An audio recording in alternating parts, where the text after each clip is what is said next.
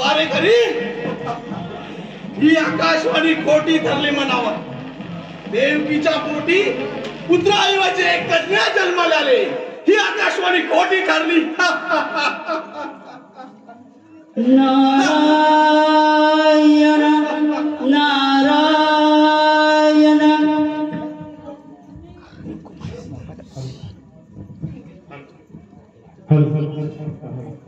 देव पाहिला का तुम्ही, देव पाहिला का तुम्ही, देव पाहिला का तुम्ही, देव पाहिला का तुम्ही, देव पाहिला का तुम्ही, देव पाहिला का तुम्ही, देव पाहिला का तुम्ही, देव पाहिला का. माझ्या भक्तगणानो, माझ्या भक्तगणानो, तुम्ही देव पाहिला का देव पाहिला का तुम्ही, देव पाहिला का तुम्ही, देव पाहिला का तुम्ही, देव पाहिला का. ज्याने सृष्टी केली निरामान, आता आहे कोण तो भगवान. ज्याने सृष्टी केली निरामान, आता आहे कोण तो भगवान. तुम्ही देव पाहिला का तुम्ही, देव पाहिला का तुम्ही, देव पाहिला का तुम्ही, देव पाहिला का.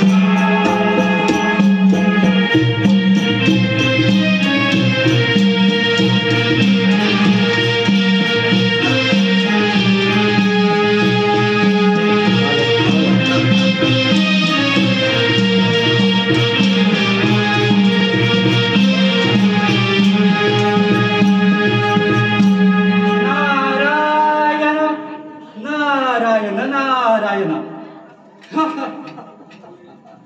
यावे यावे नारद मुनी. आज भूलोकी याला कसं बरं झालं? येणं तसं खासच आहे. म्हणजे आपल्या बोलण्याचा अर्थ समजलो नाही आम्ही. सांगतो सांगतो. प्रथम आपण स्थिर उभे राहावे. आपल्याला जाणीव नसावी आपल्या मृत्यूची योजना आखली गेली आहे. कोण आहे ह्या बल्लाडे कौशला टक्कर द्यायला तो तयार झालाय?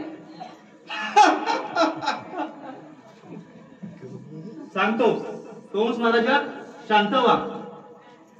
देवकीचा 8वा पुत्राकडून तुमचा मृत्यू होणार आहे. देवकीच्या 8व्या पुत्राकडून माझा मृत्यू? नारद मुनी तुम्ही अजून भ्रमात आहात.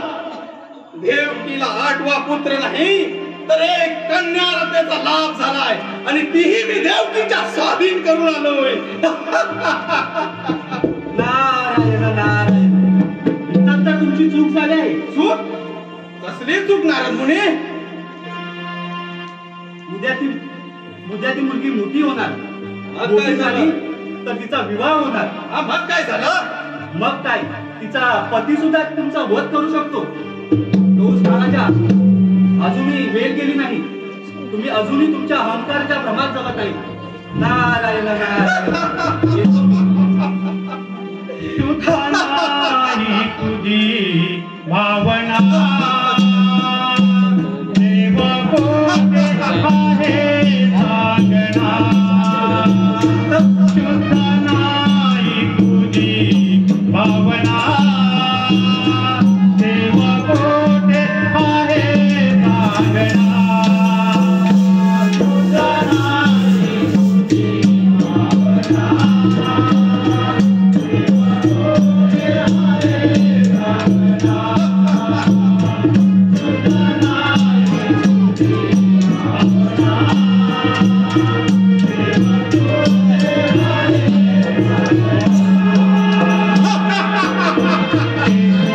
गंगा पालटीला हरिनाम गातो वेलो वेला हरिनाम गातो वेलो वेला हरिनाम गातो वेलो वेला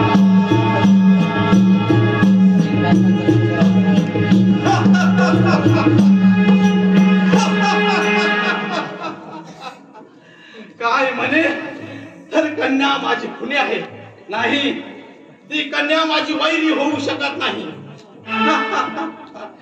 चला चला पारेकरी त्या कन्याला सुद्धा मारण्यास आपण तयार होऊया चला चला बंदी शाळेमध्ये जाऊया